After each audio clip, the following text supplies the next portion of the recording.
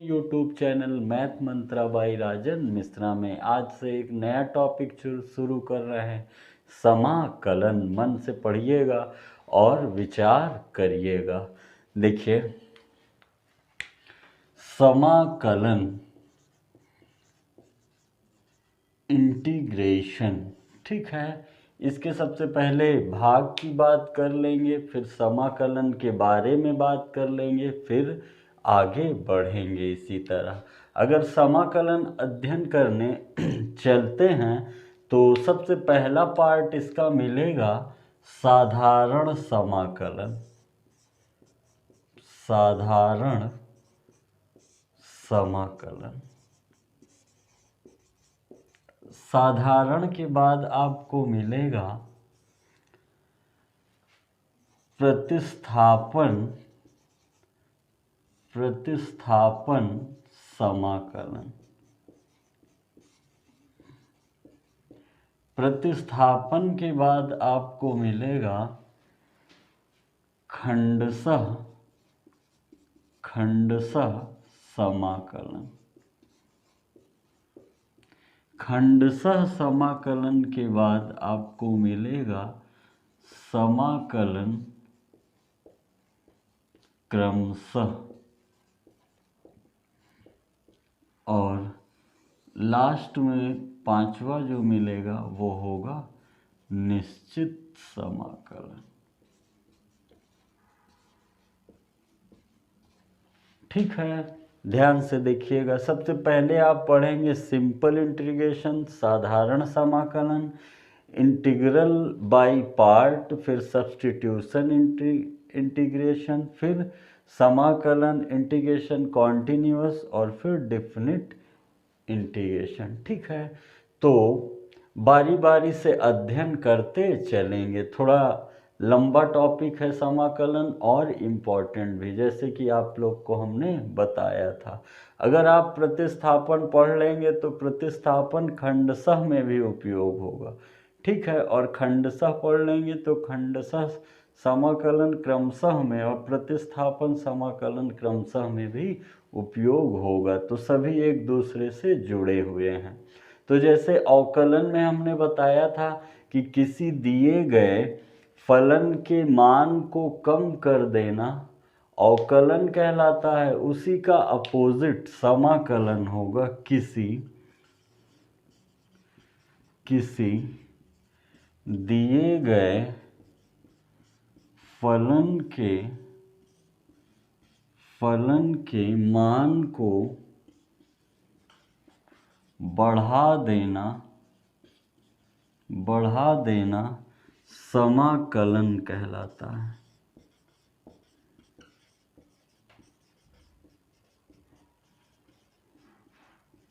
जैसे y is equal to integration x to the power n dx। ठीक है, तो आप क्या कहेंगे, पावर में एक ऐड होगा और पावर नीचे आ जाएगी। y is equal to x to the power n+1 n+1 plus c। ठीक है, पावर में एक ऐड होगा और पावर नीचे आ जाएगी। ठीक है, स्क्रीनशॉट ले लीजिए, लिखते चलिए, इसी तरह आगे बढ़ेंगे। अब फॉर्मूला देखिए। इसके जो फॉर्मूले हैं अवकलन के जस्ट अपोजिट है। अवकलन जैसे आपने पढ़ा है उसी के जस्ट अपोजिट हैं इसके फॉर्मूले। देखिएगा और फिर बताइएगा और याद कर लीजिएगा। जैसे कह रहा है, देखिए, जैसे कह रहा है कि आप जानते हैं e to the power x का जो डिफ्रेंसिएशन है e to the power x होता है, तो e to the power x का इंटीग्रेशन भी e to the power x होगा। अपोजिट है 1/x का integration log x base e होगा। a to the power x का integration a to the power x upon log a base e होगा। कहीं कहीं इसको ऐसे भी कह देते हैं a to the power x log e base से, ये ऊपर चला जाता है। अगर आगे बढ़ेंगे तो कोई जैसे कांस्टेंट है तो कांस्टेंट बाहर आ जाता है और उसकी जगह x आ जाता है। मतलब जैसे वहाँ पर कांस्टेंट अवकलन में कांस्टेंट 0 होता था ना, लेकिन यहाँ पर जब इंटीग्रेशन करेंगे तो 0 नहीं होगा, x आ जाएगा। ठीक है, इंटीग्रेशन x आ जाएगा। आगे देखिए 5वां, साइन एक्स का इंटीग्रेशन होता है माइनस कॉस है। ठीक है, और कॉस एक्स का इंटीग्रेशन होता है साइन है। जस्ट अपोजिट है, देखेंगे आप तो। इसके बाद सेक स्क्वायर एक्स का होता है tan एक्स और कॉसेक स्क्वायर एक्स का होता है माइनस कॉट और sec X into tan X का होता है सेक एक्स और cosec X into cot X का होता है minus cosec X. Cosec X into cot X का होता है माइनस कॉसेक एक्स। आगे देखिए, जैसे हो 1/√1 माइनस एक्स स्क्वायर, तो इसका हो जाता है साइन इनवर्स है। अगर माइनस में हो 1/√1 माइनस, तो इसका हो जाता है कॉस इनवर्स है। इंटीग्रेशन 1/1 प्लस एक्स स्क्वायर का हो जाता है tan इनवर्स है और इंटीग्रेशन -1/1 प्लस एक्स स्क्वायर का हो जाता है कॉट इनवर्स एक्स। इसी तरह इंटीग्रेशन 1/x√x² -1 का सेक इनवर्स है। इंटीग्रेशन -1/x√x² -1 का कॉसेक इनवर्स एक्स। ये रूल हैं इनके। ठीक है, स्क्रीनशॉट ले लीजिए या फिर लिखते चलिए और तैयार करते चलिए, ताकि जब प्रश्नों को हल कराएं तो आपको याद रहे। नेक्स्ट, इसके बाद कुछ विशिष्ट प्रकार के आते हैं, जैसे कि जो प्रतिस्थापन द्वारा लाए गए हैं। आगे चल के इन्हें सत्यापित भी करा देंगे, अभी एक नज़र देखे रहिए तो आपको याद रहेगा। देखिए, जैसे tan x का समाकलन dx के सापेक्ष होता है log sec x या फिर माइनस log cos। प्रतिस्थापन से आया है। cot x का होता है log sin, sec x का होता है log sec x plus tan। इसी तरह cosec x का होता है, dx के रिस्पेक्ट में हो रहा है सभी का, log cosec x minus cot। Plus C रहेगा ही, प्लस सी तो जुड़ेगा ही। ठीक है, ये इतना और याद कर लीजिएगा। खंडशः में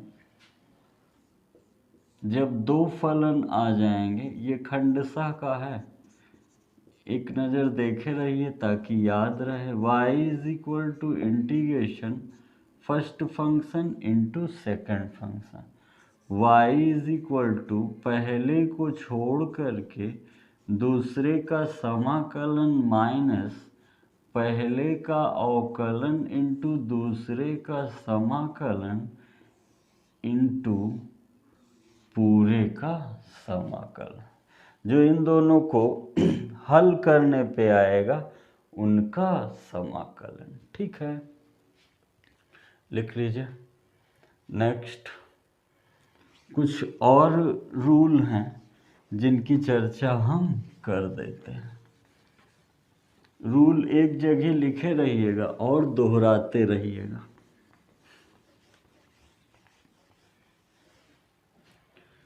एक होता है 1/√x² प्लस a²। ये ना तो tan का है और ना sin का, तो log में चला जाता है, log x plus x² plus a²। इसी तरह 1/√x² minus a² log x plus √x² minus a²। एक होता है integration x² minus a² 1/2a log mod of x minus a x plus a, और एक होता है 1/a² minus x² 1/2a log mod of x plus a x minus a, plus c सब में रहेगा। अगर इनडिफिनिट है तो सभी में प्लस c अवश्य ही रहेगा। ठीक है, लिखते चलिए और याद करते चलिए।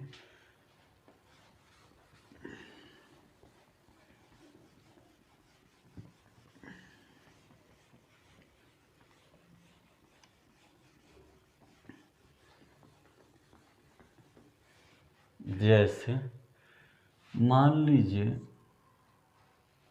कि √x² प्लस a² हो, तो आप कहेंगे 1/2 x √x² plus a² plus a² log x plus √x² a²।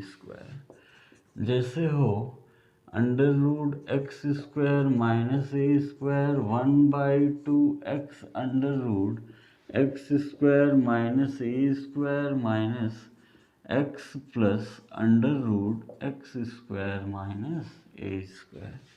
जैसे हो √a² अपॉन में नहीं है, ठीक है, एक बताए थे जिसके लिए अपॉन में बैठा हुआ था, इसमें जो है ऊपर ही रहेगा अंश में 1/2 x √a² minus x² plus a² sine inverse x/a।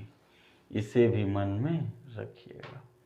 Next, यदि आगे बढ़ेंगे तो जो समाकलन क्रमशः एक टॉपिक हमने बताया था, पहले साधारण था, फिर प्रतिस्थापन था, फिर खंडशः था और फिर क्रमशः था। तो क्रमशः में आंशिक भिन्न के नियम लगते हैं, आंशिक भिन्न के नियम लगते हैं। देखिए क्या है पहला नियम जो है, जैसे वो 1/x-1 x-2 x-3 इस तरह कई हो, तो इनका अगर समाकलन करने को कह दिया जाए तो काफ़ी दिक्कत होती है। ठीक है, तो इसलिए पहले इन्हें बांधना होगा, पहले इन्हें क्या करना होगा, बांधना होगा प्लस या माइनस से। तो माना a/x-1 b/x-2 और c/x-3, ये हमने माना है। 1/x-1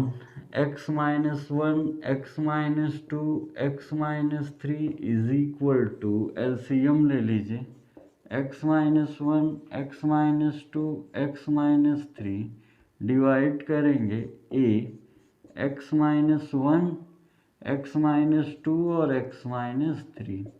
अगर डिवाइड कर दें x-2 का तो x-1 x-3 प्लस c, अगर डिवाइड कर दें x-3 का तो x-1 x-2, ये कैंसिल हो जाए।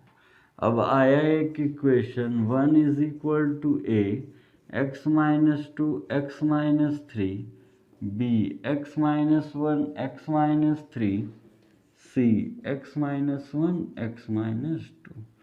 अगर इन्हें जीरो कर देंगे तो a की वैल्यू आ जाएगी, अगर इन्हें 0 कर देंगे तो b की वैल्यू आ जाएगी, और इन्हें 0 कर देंगे तो c की। तो x minus 1 is equal to 0, x is equal to 0 रखिए ज़रा। 1 is equal to a, 0 minus 2, 0 minus 3, sorry, x is equal to 1, तो हो जाएगा 1 माइनस 2, 1 माइनस 3। अब आगे सभी 0 हो जाएंगे ना, 1 माइनस 1, 1 माइनस 1, 1 माइनस, b और c समाप्त हो गया। 1 is equal to a into minus 1 into minus 2, तो a इज इक्वल टू कितना हो जाएगा 1/2। a इज इक्वल टू कितना हो जाएगा 1/2। इसी तरह जब x minus 2 is equal to 0 रखेंगे, अर्थात x इज इक्वल टू 2, तो कितना आ जाएगा, अब की बार a 0 हो जाएगा, b की वैल्यू आएगी 2 माइनस 1, 2 माइनस 3, c वाला 0, 1 is equal to b into 1 into minus 1, तो b इज इक्वल टू कितना आ जाएगा -1। इसी तरह यदि c की वैल्यू लाना होगा तो हम क्या रखेंगे, x minus 3 is equal to 0, तो x इज इक्वल टू कितना आ जाएगा 3, रख दीजिए इसी इक्वेशन में। तो अब a और b 0 हो जाएगा, c की जगह 3 रखेंगे, मतलब c वाले टर्म्स में, तो कुछ ऐसा दिखेगा। तो 1 is equal to c into 2 into 1, तो c is equal to 1/2। a b c की वैल्यू जैसे पता चले यहाँ पे पुट कर देंगे, ध्यान से, ये लास्ट है। a कितना आया है 1/2 x माइनस 1, b कितना आया है -1/x माइनस 2, c कितना आया है 1/2 x माइनस 3। अब इंटीग्रेशन करना आसान रहेगा। ये आंशिक भिन्न का प्रथम नियम था। इसी तरह दो नियम है। दूसरा सेकंड नियम है जब पावर होल में हो, होल पावर हो। तीसरा जो है जब पावर चर पद पर हो। और चौथा नियम है कि पावर x पे भी हो और बाहर पे भी हो, मतलब दूसरा तीसरा का मिश्रित चौथा है। तो ये प्रथम था, ठीक है, इसको मन में रखिएगा। दूसरा तीसरा जब एक्सरसाइज पर पहुंचेंगे तब बताएंगे, ठीक है। ये समझे रहिए, इम्पॉर्टेंट है, प्रश्न आता है। आगे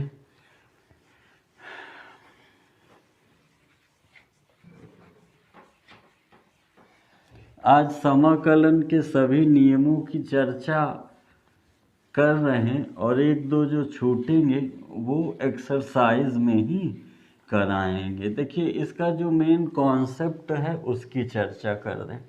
अवकलन में तो जैसे फंक्शन बैठे रहते थे आप उसी तरह समाकलन करना स्टार्ट हो जाते थे।